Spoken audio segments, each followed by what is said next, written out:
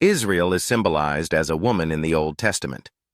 As Grant Jeffrey, author of the 1992 book Apocalypse, The Coming Judgment of the Nations, explains, throughout the Old Testament, Israel is represented as a woman. God often used the symbol of a faithful woman or an unfaithful, adulterous woman to refer to Israel's spiritual relationship to their Lord. For example, the book of Jeremiah indicates that God and Israel were married in the past. I remember the devotion of your youth, how you loved me as a bride. Jeremiah 2:2. Although the historical books of the Old Testament never explicitly mention any marriage ceremony, God proposes to Israel through Moses, whom he instructs to say to the Israelites, "Therefore, if you hearken to my voice and keep my covenant, you shall be my special possession, dearer to me than all other people."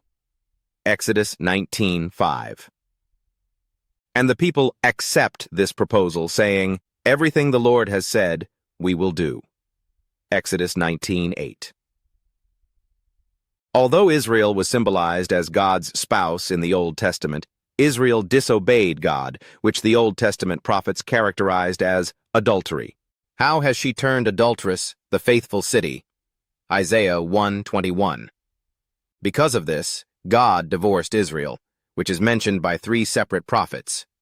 For all the adulteries rebellious Israel had committed, I put her away and gave her a bill of divorce. Jeremiah 3:8. Where is the bill of divorce by which I dismissed your mother?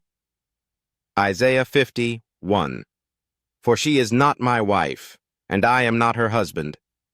Hosea 2:2. This is consistent with the fact that divorce was allowed in the Old Covenant.